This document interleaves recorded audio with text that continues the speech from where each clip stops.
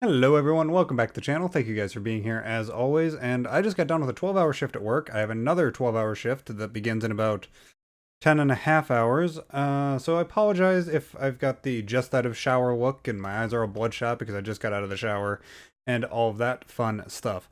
But all of that is okay because I just listened to the unabridged version of the Solo novelization, written by Mur Lafferty, I believe is how you pronounce that last name, and read by Mark Thompson. And I just wanted to get a quick review out to you guys. So, with that being said, I've just got a bunch of notes here on my phone, and you guys probably couldn't see that worth of crap because I'm shooting this on my webcam because that's a lot easier to do than me pulling out my big camera and all that kind of stuff and getting the lighting just right. So I apologize for that, but it's much, much easier.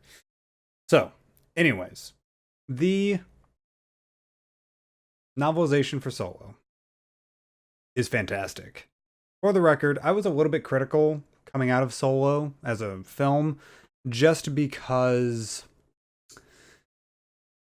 every other Star Wars movie, for me, has always been a spiritual experience, with the exception of Rogue One. But every Star Wars movie out of the episodic Skywalker saga has been a spiritual experience the very first time I watched it. With this, not so much. When I first walked out of Solo, I was just, oh, that was a fun movie, I guess. It wasn't a film for me. I've kind of changed my tune, even though that I haven't seen it, really, all that often since its initial week, basically. I think I only saw it I only saw it the 3 times on opening weekend, and then I just never got around to getting back to go see it. Although now, lately, I've been thinking back and replaying the movie in my head, and there's a lot of great stuff in that movie. And this book definitely expands on that a lot. There's this thing that they seem to be doing now with the novelizations for the films, where they're entitling them as expanded edition. That isn't necessarily to say that the novelization that you're buying, that specific edition of the novelization, is the expanded edition of the regular version of the novelization. What it means, at least what it appears to mean, is that is the way... How do I say this? It is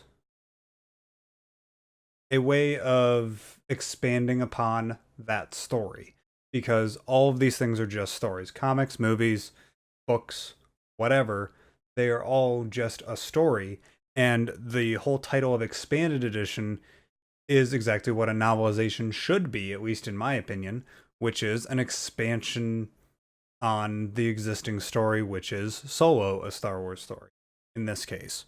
And we'll just start going through my notes real quick here. Let's start off with the negatives. For me, personally, I was really grumpy. I love the sound design in the audiobooks. This is an audiobook only issue, obviously. I enjoy the sound design, but lately I've been finding more and more things that annoy me, like the klaxon that goes off. It's the default klaxon that the Enterprise D has in Star Trek The Next Generation. And that hurts my brain as a Star Wars / Star Trek fan. And yeah, I just... that's always kind of irked me a little bit, but it's getting a little bit worse and worse as time goes on, where they're using the same dated things for their sound design. Like, they always have music and stuff going on in the background as well, but they seem to always just pull from the original trilogy, pre-Disney acquisition, I should say, pre-Disney acquisition music. Things from the prequel trilogy, things maybe from the Clone Wars, music maybe from the original trilogy, and so on. So there's none of John Powell's score in the audiobook, and that's really, really frustrating to me. Like, you've got, during the Cthulhu reveal, the big crazy space tentacle monster thing in the maw, or in the maelstrom near the maw, whatever. It plays the CIS theme from episode 1. And that doesn't feel right to me because we're talking about a natural terror versus a technological terror, which is the droid army. So it doesn't work. And then for some reason it shifts into the Sith theme that you hear in a lot of the audiobooks. I don't even know where it comes from, to be honest with you, but it's got this choir and everything like that. And it very much is a signifier of the dark side. It's just like that fits maybe a little bit more with the space monster, but not so much in my opinion. Here's a story gripe that I have with this. And for the record, before I get to any further, I will be talking some spoilery things about the novelization, but I won't be describing things in hyper detail, if that makes sense. Because, well, we've all seen the movie, right? I mean, if you're watching a YouTube video about the novelization for a Star Wars movie, I'm going to guess that you've seen the Star Wars movie beforehand. Well, L3 doesn't, in the novel at least as far as I could tell, I rewound it and listened to it again just to make sure. I don't think L3 is the one that maps the way out of the Maw. She's not the one that finds that gap in between the two asteroids, or what do they call them in the book? Carbon clusters or carbonbergs, as opposed to icebergs, I guess. I don't know. But she's not the one that finds that gap. Han is the one that finds that gap, which is a great moment for Han, but that kind of takes away from L3's sacrifice, at least to me. And that leads me to talking about, yes, I do have that on here, L3's death and her fusion with the Falcon. There was a big issue when they released this excerpt of a bit of it. There's actually a lot more afterwards from L3 after that excerpt that came out. But anyways, when that excerpt came out, there was this issue with the fandom that said that it made it even worse. This free-spirited, independent droid who wants droids to have equal rights as sentient beings in the galaxy is now locked away inside of a ship Navi computer. And I get that. For me, at least, the way that excerpt hit me was, we'll see what they do with the rest of the book. And at least for me, I think it works pretty well. You get the understanding a little bit deeper that she kind of only had two choices. Either die, allow her brain to simply stop working because there was no time to put her into a different droid body. There was no time to put her somewhere that she wouldn't fuse immediately with the programming already existing inside of the computer on the Falcon. Or she allows herself to be put into the Falcon and fuse with the Falcon's computer. And that's interesting to me. And it makes me kind of think of what that third computer brain is that R2 mentions in the Last Jedi novelization. We'll see where that goes. But anyways, I think that L3 becoming I'm okay with L3 becoming part of the Falcon just based off of the extenuating knowledge that happens afterward. I think there's two big scenes with L3 after that excerpt that was released, which is her initially, what's the term? The only thing that's popping into my head because I'm exhausted is Dragon Ball Z Fusion Ha, but that's not right. But what is it? Interface. There we go. Interfacing with the Millennium Falcon's computer. And like I said, there's two more scenes after that. And at least to me, I think those two other scenes definitely make it work for me. Now, on to mostly positive stuff. Actually, you know what? We'll do a kind of a mixed bag, positive and negative thing. Some of the gags in Solo, in this story, work really, really well, or even better in the book than they do in the film. Solo is a very funny movie. I had a smile on my face the entire time I was watching it. It may not have been a spiritual experience, but I definitely had fun watching Solo.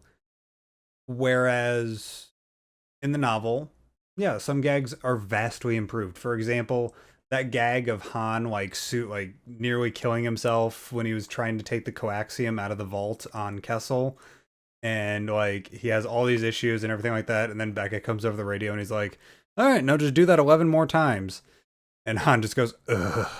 That works even better in this novelization. I nearly fell over laughing at work, and I had one of my coworkers go like look at me weird because I was laughing so hard. Uh, it's just that specific gag in particular is what pops out at me. Now, with that being said, some of the gags don't work as well as I'd like, and these gags are the Rogue One-isms, what I like to call them because I'm a grumpy person. And the Rogue One-isms are the, hey, you remember blue milk? Here's blue milk. Hey, you remember ATSTs? Here's ATSTs. Hey, you remember this and that and the other thing that, okay, Han, like in this novelization, Han has this issue with smells. Everything that has a weird odor to it he doesn't like. And it's like, okay, I get it. You're trying to call back to the trash compactor and the tauntaun. I get it. Funny. And there's also a bit where he's appraising the coaxium on Kessel, and he's like, this is worth, like in his internal monologue, this is worth well more than I could imagine. Yes, I saw A New Hope. Thank you. I understand. Those kind of gags are either added in and they're not too great for me, or they just come off as more goofy. There we go. Even like Han getting his DL-44, it's a little bit, I don't know, goofy for me. In the movie, it's very much like it's there for the fans that want it, but it doesn't hit me personally over the head with it. Like, hey, remember nostalgia? Bam! It's just, hey, remember nostalgia? If that makes sense in the film. Whereas with this, it definitely felt like a nostalgia hammer hitting me in the back of the head.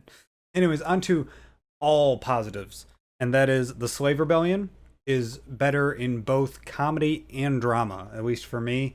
In this book, it's played off amazingly well in the film, but there's this little bit where you just get more context and more goofiness in the novel than you do in the film.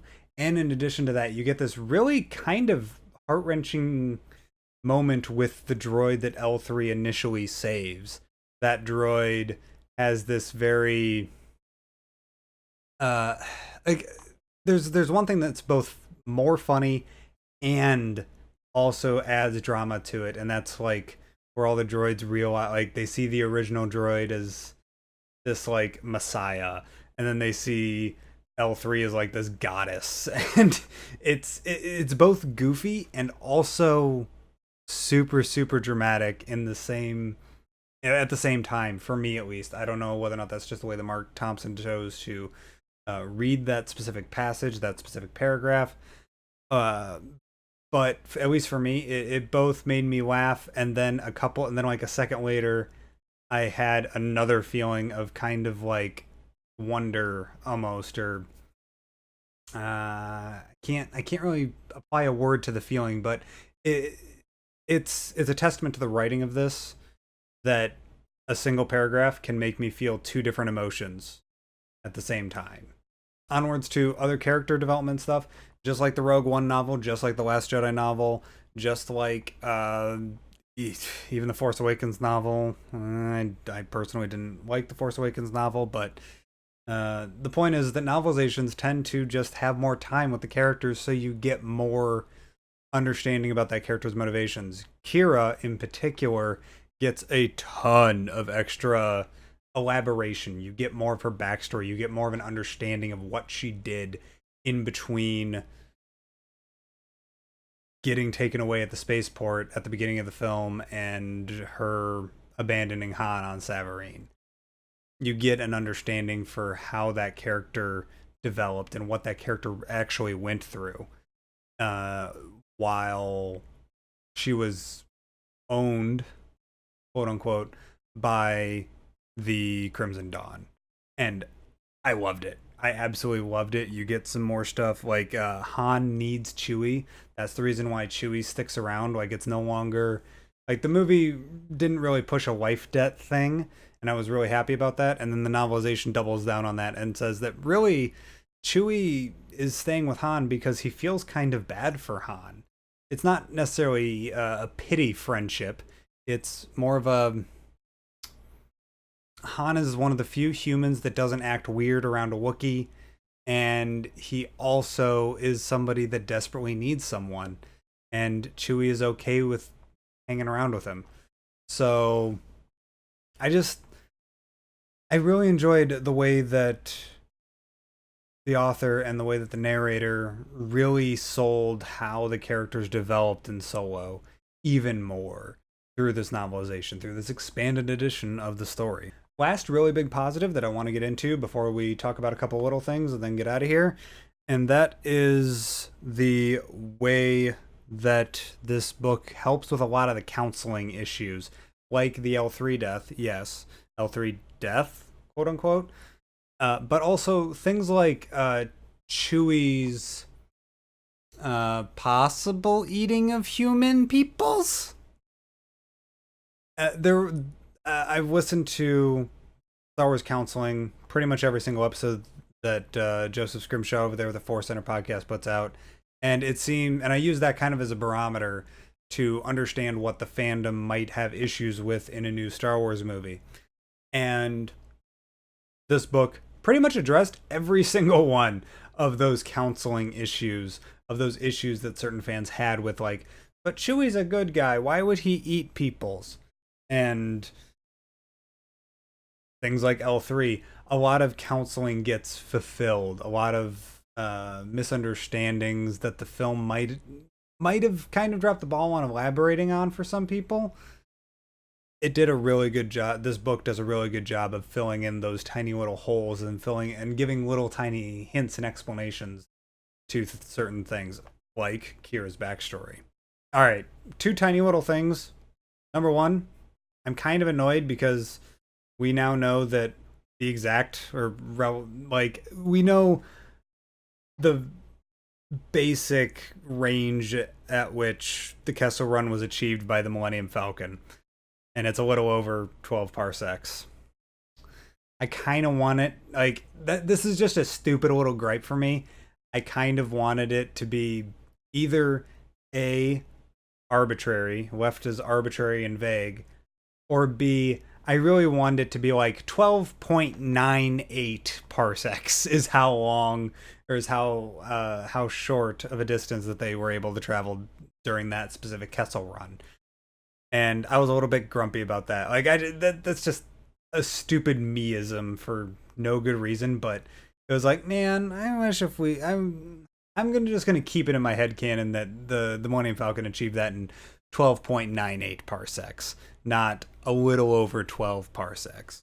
And the very last thing, and this is just me getting on a soapbox here, BS, you cannot have Chewie in books. Some of the Chewie in this book is fan-frickin-tastic. I absolutely adore Chewie in this book. And one of the arguments, and for what it's worth, I totally get it, the amount of hate mail that the poor author, I can't remember his name, was it Salvatore? I can't remember who wrote it, who wrote Vector Prime and killed Chewie in Legends. Nothing excuses the amount of hate mail that he got, but I'm going to have to agree that there was no good reason to kill Chewie because the author of this novelization did a fantastic job of writing Chewie. And yeah, you can have Chewie be a major character in a book and still have it work very, very easily. That's just me being on a soapbox there. But either way, I'm going way too long with this. You can tell that I'm very, very tired and have a lot of caffeine in my system. But either way, I really, really enjoyed this novelization. Me personally, it is probably... Ooh, I hate ranking things nowadays, especially in a post-TLJ world. It's just, I liked it or I didn't like it. And I don't like comparing things to other things. But if I were to compare things, I feel like Rogue One is still the best novelization of the new Disney era. Uh, TFA, it didn't work for me. I really don't like the TFA novelization. The TLJ novelization is fantastic, with the exception of, at least in my opinion, the way that it handled Rose. It turned Rose into more of a, I don't know, a jealous teenager. Like, she was jealous of Rey for being always on Finn's mind, and I personally just really didn't like that about the TLJ novel, but I love the rest of it. I would say that the solo novelization is almost as good as the Rogue One novelization. Nothing's going to ever touch the Revenge of the Sith novelization for me, but either way, I would highly recommend picking this up, especially if you've got Audible. Mark Thompson, as always, is a fantastic narrator. Even with my little gripes about the music and the sound design being a little bit dated and feeling a little bit slapped together, most audiobooks don't have that at all. So I would recommend picking this up no matter what. Either way, what were you guys' thoughts on the novel? I know that I'm probably posting this long before most of you guys get to finish it, but when you do finish it, come back here, leave a comment. We can have a discussion about this novel down in the comment section. And as always, may the force be with you guys. Take care.